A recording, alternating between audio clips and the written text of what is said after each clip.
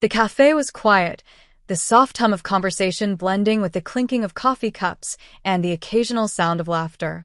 I had only come here to get some work done, to enjoy a quiet afternoon with my laptop and an overpriced cappuccino, but the second I looked up, my entire world shifted. Because sitting at the table across from me was her, Sofia Rivera. She was effortlessly elegant, the kind of woman who carried herself with a confidence that wasn't loud but undeniably present. Her dark hair was pulled into a sleek ponytail, her blouse perfectly tailored, her lips curved into a small, amused smile as she watched the little girl sitting across from her, who was currently waving at me like I was her long-lost best friend. I blinked, caught off guard. I didn't even know this kid. But she was grinning, her tiny fingers wiggling excitedly in the air until, against my better judgment, I lifted my own hand and waved back. Sofia followed her daughter's gaze, turning toward me with mild curiosity in her eyes. And that was when I realized I was screwed. Because she was gorgeous. Not in the unattainable, too perfect to be real way, but in the kind of way that made my stomach flip, the kind of way that made my mind go completely blank. Before I could even think of looking away and pretending I hadn't been caught staring, the little girl, who couldn't have been older than 6, suddenly turned to her mother and said, loud enough for half the cafe to hear, "Mommy, that's her. That's the one I was telling you about." The words hit me like a truck. I almost choked on my coffee. What the hell? Sofia's eyebrows lifted slightly, her expression amused as she turned back to her daughter. "The one you were telling me about?" Her voice was smooth, rich, dangerous. The little girl, who I now realized looked suspiciously like a miniature version of Sofia, nodded enthusiastically. "Yeah, that's the lady I saw at the bookstore. The one who smiled at me and helped me get the book from the high shelf." I frowned, my brain scrambling to process what was happening. I had helped a kid at the bookstore a few weeks ago, but I hadn't thought much of it. A quick smile, a simple reach for a book that was just out of her grasp, and that had been it. I hadn't even considered that she might remember me, but apparently she did. And now, so did her mother. Sofia turned back to me, and I could feel her gaze assessing, measuring, amused. "So, you're the mysterious bookstore hero my daughter hasn't stopped talking about." I let out a nervous laugh, shifting in my seat. I wouldn't call myself a hero. It was just a book." The little girl beamed. "But it was my favorite book." She turned to her mom with wide, excited eyes. "See, Mommy? I told you she'd be perfect." "Perfect? Okay." Now I was really lost. Sofia tilted her head slightly, studying me with undeniable interest. "Perfect for what exactly, sweetheart?" The little girl grinned. "To be my new stepmom." I swear to God, time stopped. My entire brain shut down. I choked on air. And across from me, Sofia smirked, clearly enjoying every second of my slow, inevitable descent into madness. I had officially lost control of my life.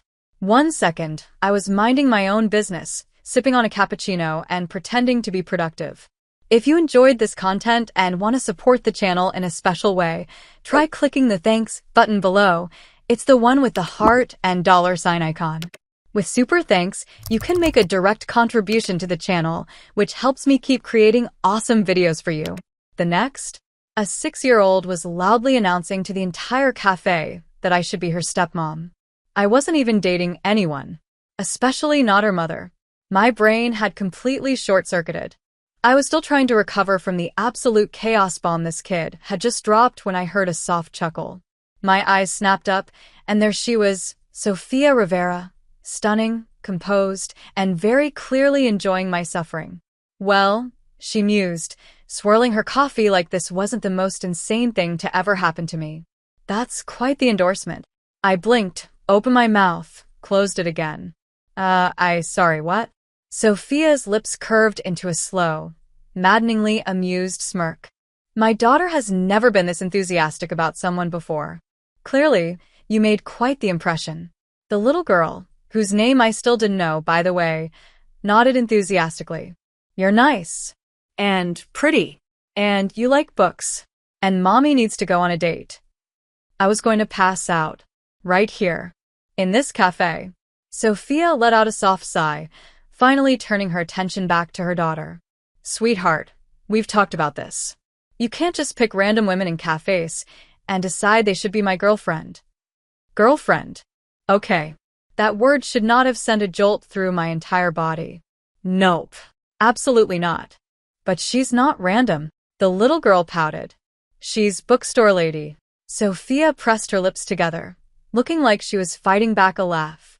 I, on the other hand, was fighting back a full-on existential crisis. This was a joke, right? A prank? A weird social experiment? There was no way this was actually happening. I think I should probably. I gestured vaguely toward the door, because clearly I needed to leave before my soul left my body. But before I could even attempt to escape, the little girl grabbed Sophia's arm and whispered something. Sophia's expression shifted. It was so fast, so subtle that I almost missed it. But for a split second, her entire face softened. She sighed, then turned back to me, looking almost conflicted. Would you like to join us? I stared at her. What? Sophia raised an eyebrow. For lunch. I blinked. Was she serious? Her daughter clapped excitedly. Yes. Yes. Please say yes. I should have said no. I should have laughed, made some polite excuse, and gotten the hell out of there. Instead, I heard myself say, yeah, okay. Because apparently, I had no sense of self-preservation.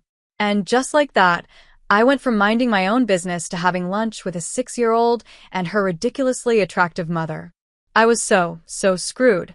Lunch was a blur of questionable life choices and intense internal screaming. I still wasn't sure how I had ended up here, sitting across from Sofia Rivera and her very determined daughter, but the moment the little girl started excitedly telling me about her favorite books, I knew I was in way too deep. Her name was Camila. Of course it was. A cute name for a kid who had single-handedly derailed my entire day and possibly my entire life. She talked a mile a minute, bouncing in her seat, asking me about my favorite stories, casually making it sound like I was already part of their family. And then there was Sophia, watching, listening, amused. Every time our eyes met across the table, I felt my pulse spike. There was something unreadable in her gaze, something that made my stomach twist in ways I didn't know how to handle. So, Sophia finally spoke, her voice smooth as silk. Tell me something, bookstore lady. I nearly choked on my drink. Bookstore what? Sophia smirked, tilting her head. Camila clearly thinks the world of you. But I still don't know much about you, other than the fact that you're apparently a literary hero. I blinked rapidly, my brain short-circuiting again. I work in publishing.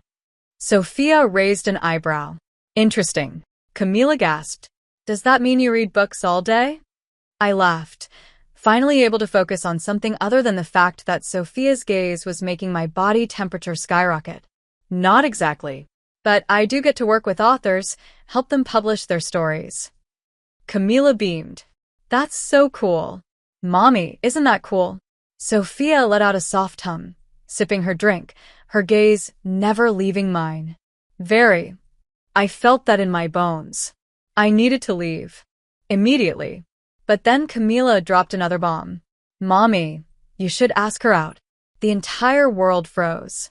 Sophia's lips parted slightly, her cool composure faltering for the first time. My soul left my body. Camila, completely unaware of the absolute devastation she had just caused, continued happily. She's smart. And funny. And she likes books just like you. And she's really pretty. I was never recovering from this. Ever. Sophia cleared her throat, setting her glass down carefully, as if trying to regain control of the situation. Camila, honey, you can't just tell people who I should date. Camila pouted. Why not? You never go on dates. Sophia looked like she was internally screaming. Same girl. Same. I needed to fix this before I spontaneously combusted. It's okay. I blurted out. She doesn't have to ask me out. Silence. I realized 1 second too late how bad that sounded. Sophia raised an eyebrow, smirking again. Oh, you don't want me to? Oh my God. I wanted to melt into the floor, disappear, evaporate. Anything but this. I scrambled to fix my words before Sophia completely destroyed me. I mean, she doesn't have to because we just met, and Sophia leaned forward slightly, resting her chin on her hand. Relax, bookstore lady. I'm just teasing. Camila giggled. I exhaled sharply, glaring at my drink. I was not making it out of this lunch alive. And worse, I wasn't sure I wanted to. I had convinced myself that lunch would be the worst of it. That after an hour of complete and utter humiliation, I would walk away, never see them again, and maybe, just maybe, recover from this disaster. But no. Because now, I was standing outside the cafe, with Camila clinging to my hand, Sophia watching me with something dangerously close to amusement, and absolutely no idea how to escape. You know, Sophia mused, her voice entirely too casual. If I didn't know any better, I'd think Camila was trying to set me up with you. I let out a strangled laugh, looking down at the little girl who had single-handedly ruined my life in the most adorable way possible. I think that's exactly what she's doing. Camila grinned, not even trying to deny it. It's working. I was going to die. Right here, in broad daylight, of pure, unfiltered mortification. Sophia smirked. I have to admit, I admire her persistence. I turned to face her fully, trying to ignore how close she was, how effortlessly confident she looked, how everything about her made my brain short-circuit beyond repair. And what about you? Sophia's smirk didn't fade. If anything, it deepened. What about me? I exhaled, forcing myself to play it cool. Are you just going along with this for fun, or is this actually working? That was a mistake, because Sophia's gaze shifted. The teasing flickered into something else, something curious, intrigued, maybe even interested. I felt it like a static charge in the air, something too big, too real, too impossible to ignore. And then, she did something I was absolutely not prepared for. She reached out, tucking a loose strand of hair behind my ear, her fingers barely brushing against my skin, light enough to make my entire body lock up. It might be working, she murmured. Oh. Oh no. Camila beamed like she had just won a prize. See? I knew you'd like her, Mommy. I was going to pass out. Sophia let out a soft laugh, finally stepping back, giving me room to breathe, to think, to try and remember how to function as a human being. Camila, honey, I think you've embarrassed her enough for one day. Camila pouted. But I like her. Sophia shook her head, smiling. I know you do. She turned back to me, her expression unreadable. And what about you? I stared at her, at this woman who had effortlessly flipped my world upside down in a matter of hours. I should have said no.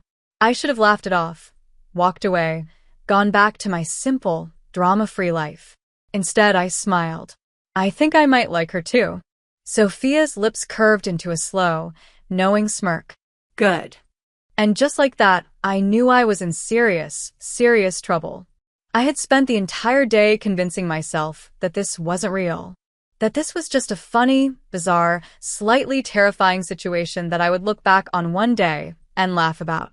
But as I stood outside Sophia's house later that evening, with Camila practically bouncing with excitement beside me and Sophia watching me with that damn smirk, I realized something. This was real. And I was absolutely screwed. I had no idea how I had ended up here. One second, I was saying goodbye at the cafe, fully prepared to walk away, and the next, Camila was tugging on my sleeve, insisting that I come over for dinner.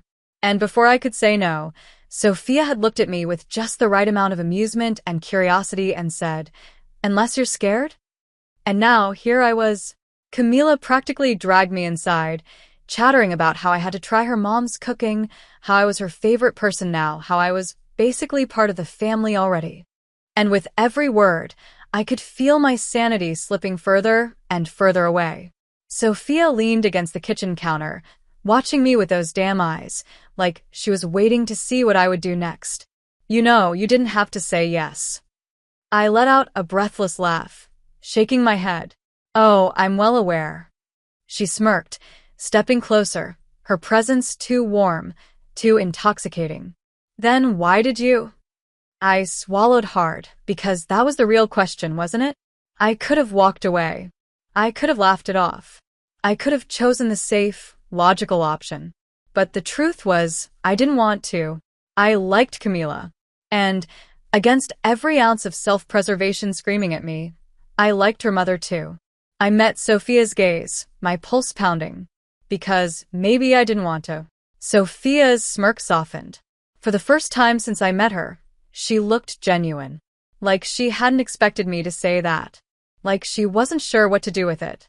And then, before I could second-guess myself, before I could ruin it, she reached for my hand.